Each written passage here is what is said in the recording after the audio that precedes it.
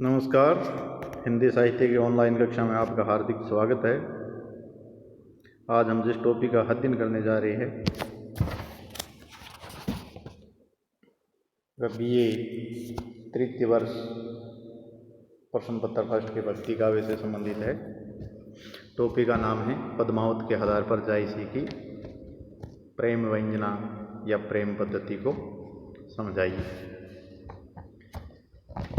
जायसी का पद्मावत सूफी काव्य परंपरा का प्रेमाख्यानक काव्य है।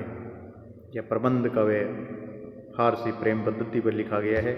इस प्रेमाख्यानक काव्य में प्रतीकात्मकता, सांकेतिकता, अन्योक्ति या समासोक्ति का आश्रय लेकर प्रेम कथा का विकास दर्शाया गया है।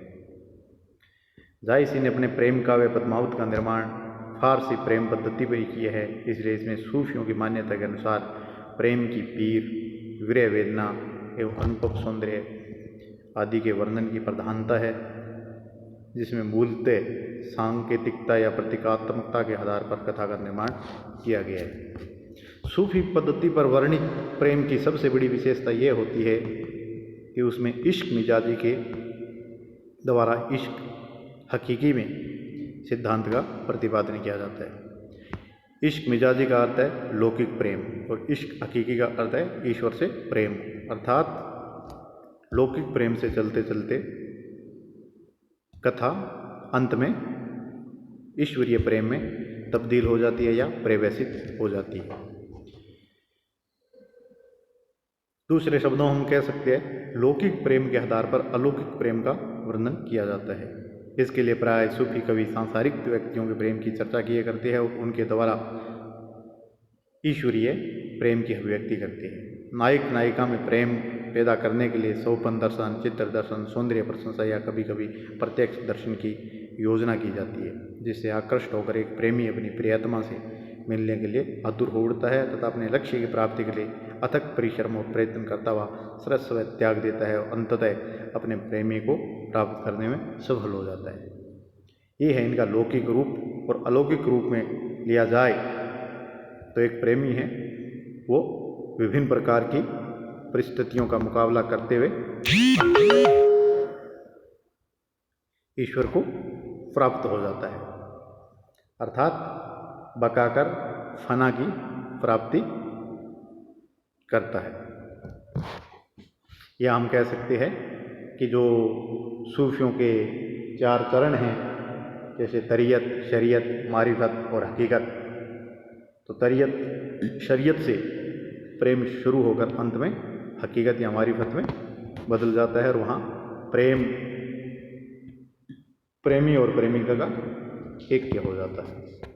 तो जायसी के पद्मावत में राजा रतन सेन और पद्मावती के लौकिक प्रेम द्वारा आध्यात्मिक प्रेम का प्रतिपादन किया गया है।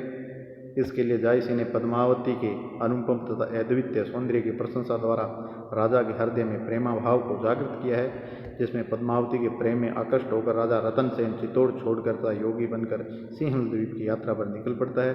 अनेक बाधाओं को पार करता हुआ सिंहल द्वीप पहुँच जाता है और अंततः राजा को पद्मावती की प्राप्ति हो जाती है और चित्तौड़ लौट आती है। किंतु परिस्थितियाँ अंत में राजा रतन सेन के साथ उनकी दोनों रानियां पद्मावती और नागमती सती हो जाती हैं। सूफी प्रेम पद्धति का अनुसरण होने के कारण कवि जायसी ने पद्मावती के रूप सौंदर्य को अनुपम और अद्वितीय सिद्ध किया है। जायसी लिखते हैं, जही दिन दसन ज्योति निर्मयी बहुतन ज्योति होई होई भई। पद्मावती के रूप सौंदर्य का वर्णन करते हुए कहते हैं कि जिस दिन जो उनके चेहरे से ज्योति निकली, बहुतन वो ही ज्योति भई, पूरे संसार में वही ज्योति विद्यमान होगी। कहने का तात्पर्य ये है कि जो पद्मावती जो ईश्वर का रूप है और जो ईश्वर की जो एक ज्योति है पूरे संसार में विद्यमान है। प्रेम पद्धति का अनुसरण करने के कारण पद्मावत में प्रेम तत्वों की गहन विवेचना की गई है। फारसी प्रेम पद्धति की भांति जायसी ने प्रेम की पीर तथा विरह वेदना का अत्यंत बढ़ा चढ़ाकर वर्णन किया है। इसलिए कवि ने नागमती के विरह की तीव्रता का वर्णन करते हुए बताया है कि विरह की आग जलने से जो धुआं उठा उससे बादल काले पड़ गए।